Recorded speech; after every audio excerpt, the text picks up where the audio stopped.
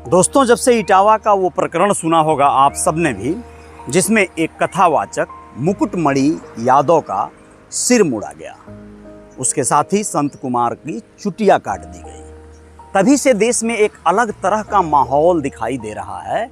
और वो माहौल देश को किस तरफ लेके जाएगा, युवाओं को क्या देगा और इस समाज को क्या लाभ पहुंचाएगा, इस विषयों पे आज बात करेंगे इस विषय पे कि अलग अलग जगहों पे अलग अलग तरह की योजनाएं चल रही हैं।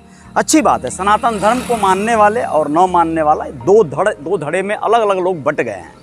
एक लोग हैं जो लोग कह रहे हैं कि हम तो इनके कथा को ही नकार देंगे या उनके राम के अस्तित्व को ही मिटा देंगे। जहाँ पे राममय पूरा देश दिखाई देता है, वहाँ पर ये कहना भी या कर पाना बड़ा अभी संभव नहीं हो पाएगा।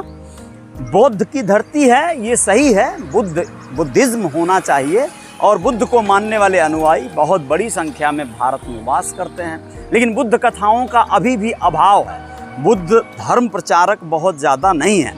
आज मैं बात करूंगा 3 बिंदुओं पे बहुत बारीक कि इस प्रकरण के बाद दरअसल गोरखपुर, जो एकदम गढ़ कहा जाता है पूर्वांचल का, एक बहुत ही मुकुट ही कह लीजिए इसे, यहाँ पर क्या गतिविधियाँ देखने को मिली। निषाद समाज में कुछ लोग, जागरूक लोग, मतलब बस समझिए प्रबुद्ध लोग, पढ़े लिखे एजुकेटेड लिटरेट लोगों ने क्या योजना बनाई, और एक बताऊंगा आप लोगों की कि उसमें कौन कौन शामिल हुए, और एक बताऊंगा आप लोगों की कि उसका कंक्लूजन क्या है, कि एक्चुअली वो होना चाहिए या फिर कुछ और होना चाहिए, ज़रूरत किसी और चीज़ की है।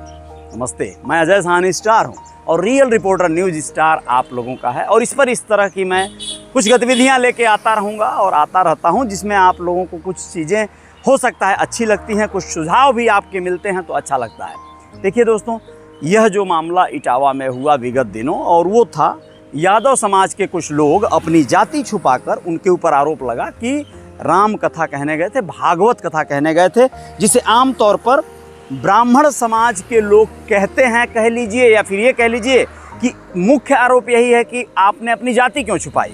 उनको मन होता तो ब्राह्मणों से कराते, मन होता तो आपसे कराते, चाहे नहीं कराते।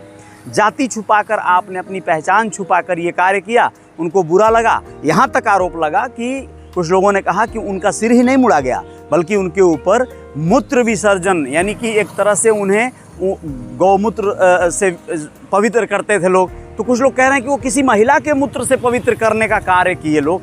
ये बड़ा दुर्भाग्यपूर्ण है। नाक रगड़वाया गया, इस तरह की बातें जो है की गई।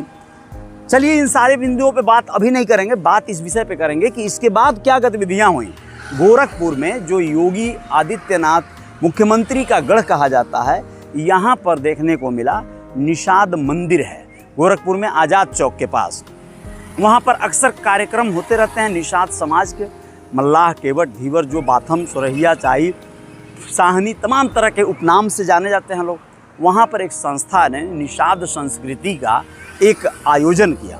बिहार में पश्चिमी चंपारण के रहने वाले डॉक्टर सत्येंद्र चौधरी और यहाँ पर और भी उनके कुछ साथी सहयोगी लोग बहुत अच्छे जो है मूड में यहाँ पर नजर आए, और इन्होंने जो कार्य योजना तैयार किया वो बड़ी गजब थी। उन्होंने कहा कि देश जिस दौर से गुजर रहा है, ऐसे में आवश्यकता है निषाद समाज को देने के लिए पुरोहित, यानी कि उनके पूजा पाठ, शादी विवाह में जो पंडित जी बुलाए जाते हैं, उनके जगह पर क्यों ना कथावाचक हो गए, चाहे फिर शादी विवाह कराने वाले लोग हो गए, वह शास्त्री, पुरोहित, पंडित, वो निषाद समाज का ही कोई ज्ञानी, पढ़ा लिखा, विद्वान व्यक्ति इस कार्य को कराए। इसकी बाकायदा इस संस्था के द्वारा ट्रेनिंग दी जाएगी, और वहाँ पर ट्रेनिंग का कार्य का लोकार्पण था, यानी कि मंदिर पर इन्होंने शुरुआत किया, और 3 दिवसीय गोरखपुर में ये कार्यक्रम इस तरह का रखेंगे, जिसमें इस तरह की प्रशिक्षण दिए जाएंगे। अब देखने वाली बात ये है दोस्तों कि पहले ये समझ लीजिए कि इसमें कौन कौन लोग सम्मिलित हुए।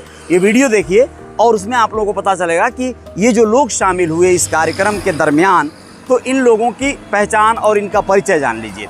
फिर क्रमशः मैं कंक्लूजन पे बात करूँगा।